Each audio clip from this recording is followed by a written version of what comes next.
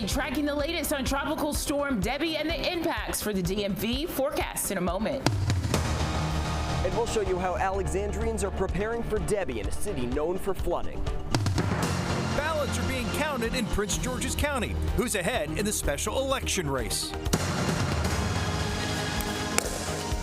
Serving up more than just pickleball in Frederick, Maryland. How these new indoor courts are set to also build community.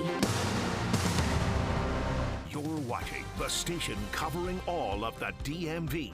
This is DC News Now. Hi, everyone. Thank you for joining us tonight for DC News Now at 9 o'clock. I'm Chris Flanagan. And I'm Susan Tran. Let's take a live look outside. Things are calm right now. The proverbial calm before the storm as we look at the Washington Monument here. And of course, we are watching Tropical Storm Debbie as it moves north. Right now, we are looking at a radar, and this is not Debbie, but this is a storm that has sent flooding in certain areas, and it is kind of causing some rain showers throughout our region as well.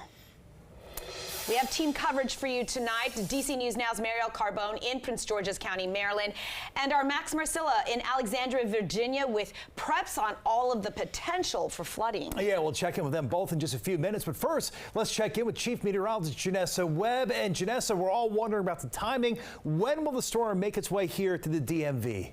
We won't see Debbie really until tomorrow afternoon, where you'll deal with the outer bands, and then the brunt of that moisture really does start to filter in tomorrow evening. And so what we're dealing with right now is not the influence of Debbie. Remember that frontal passage I've been talking about the last couple of days? It has stalled out, and that's what we're watching, some of those bands making their way into our western communities. So the latest on that situation, central Montgomery County making its way into the Frederick area. We do have a flash flood warning in the Frederick area until 10:15 tonight, even out towards Winchester as well. Dale City, Manassas Park, there's a little bit of instability, and so we'll continue to watch this band, which is causing that flash flooding across the region. Now, a flood watch is in place starting tomorrow night through all day Friday into the evening due to the influence of Tropical Storm Debbie.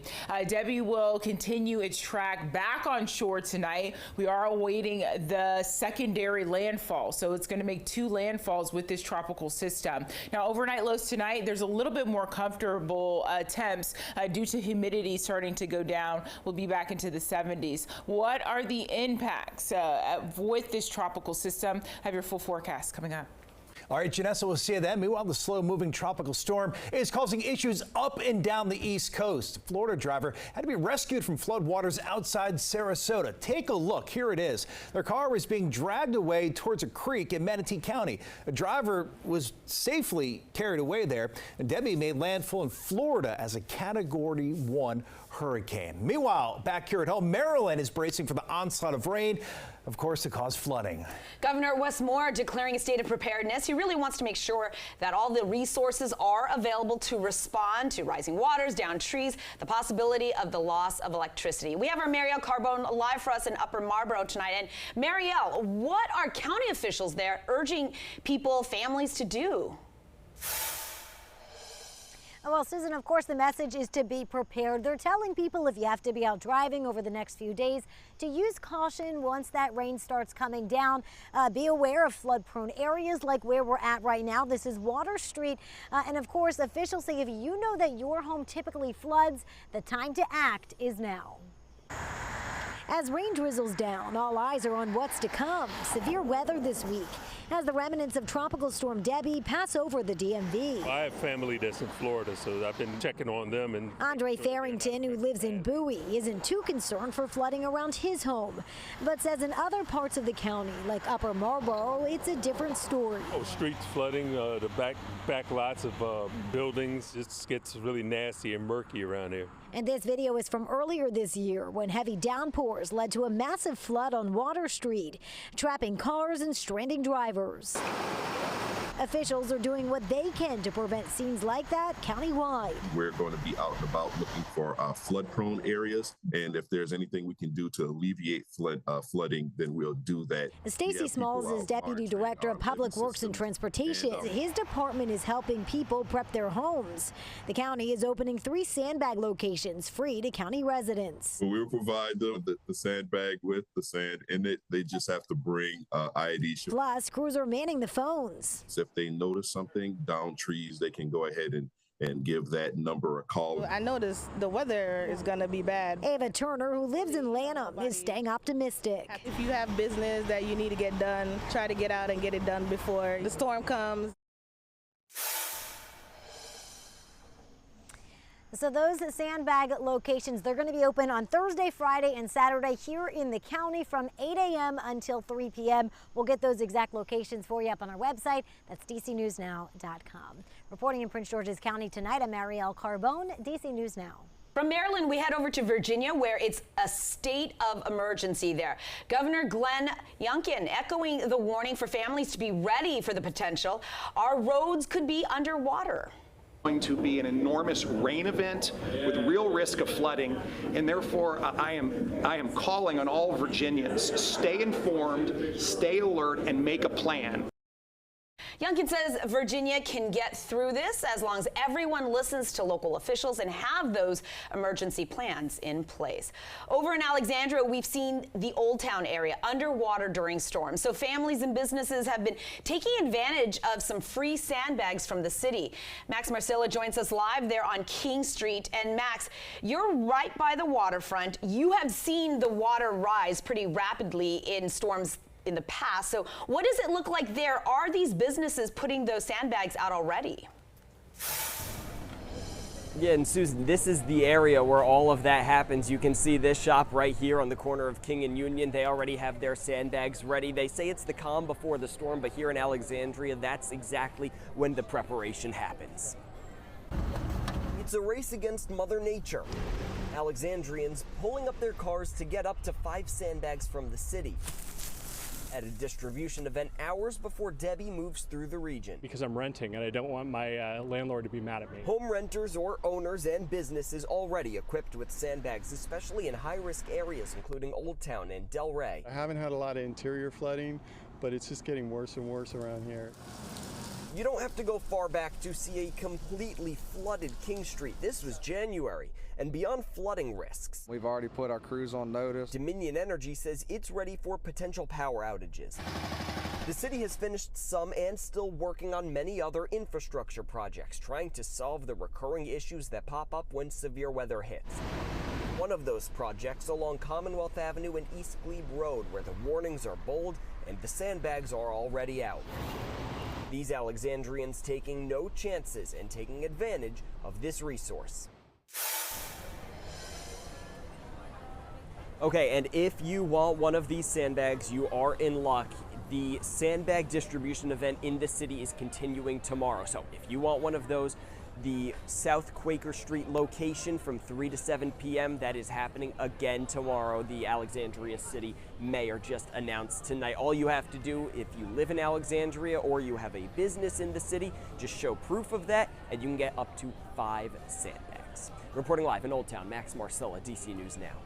All right, Max, thanks. Meanwhile, in D.C., the district's Emergency Operations Center will be staffed over the next few days to respond to anything that Debbie may bring our way. D.C. Water has teams out right now, clearing debris around catch basins and crews ready to respond to any incidents. The district's Department of Homeland Security and Emergency Management Agency is tasked with coordinating the storm's response. Always want our residents calling 311. They can do that when you identify a blocked storm drain before a storm. The earlier, the better. We track all those and we dispatch teams out to clean those. And then after the storm, reporting trees down, power lines down, things like that. Yeah, so city officials say another big concern is falling trees. That, of course, could pull down, as you heard, power lines and also cause outages. We do have an update tonight on a water main break in Northwest D.C. Crews have finished up repairs and the water service is now restored on 10th Street. It's between E and F Streets. You can see the workers out there today. That's in Northwest. That water main break was about 12 inches. The break happened just after 3 this afternoon. But again, it's all clear tonight. New at 9 in Maryland, Prince George's County police say a man was shot in Oxen tonight and is now in critical condition. This happened just before 6:30 on Deal Drive. We are working to get more information on the circumstances surrounding this shooting, and we will be sure to bring you those details as soon as we get them. In the district, the prosecution in the murder trial of Jason Lewis says it expects to wrap up as soon as tomorrow. Then the defense will present its case. The former D.C. Parks employee is charged in last year's shooting death of Karan Blake. Now, Lewis says he shot the 13-year-old in self-defense outside of his home in Northeast. This was back in January 2023, but prosecutors argue he should have called police. Well, D.C. News Now is your election headquarters, and Virginia Governor Glenn Youngkin is signing an executive order. It's aimed at tightening up the state's election security. The order sets up security procedures for handling ballot counts and also managing voter lists. Youngkin releasing a statement today saying, in part, this isn't a Democrat or Republican issue. It's an American and Virginian issue. Every legal vote deserves to be counted without being watered down by illegal votes or inaccurate machines. We now know the two candidates moving on to the special election in Prince George's County, Maryland, to replace a council member who stepped down. These are unofficial numbers from the Board of Election, but all votes have been counted in that special primary election. County Council Chair Jolene Ivey won on the Democratic side with nearly 49% of the votes, and it's former Prince George's County Detective Michael Riker on the Republican side with 47%. Concern for our elderly because many of us who are living on Social Security. So when we select a leader, our leaders should be about protection of the people because that's why they are elected. The Board of Elections still needs to consider, of course, mail-in and provisionary ballots, but the two will likely be the ones facing off in that special general election on November 5th. They are, of course, vying to replace Mel Franklin, who stepped down in light of embezzlement charges. And in Montgomery County, Rockville Women's Shelter now back open after a 4th of July fire. Take a look at the brand new building. The shelter says more than 300 donors pitched in more than $80,000 and delivered meals, laundry detergent, and so much other needs to get that shelter back on its feet.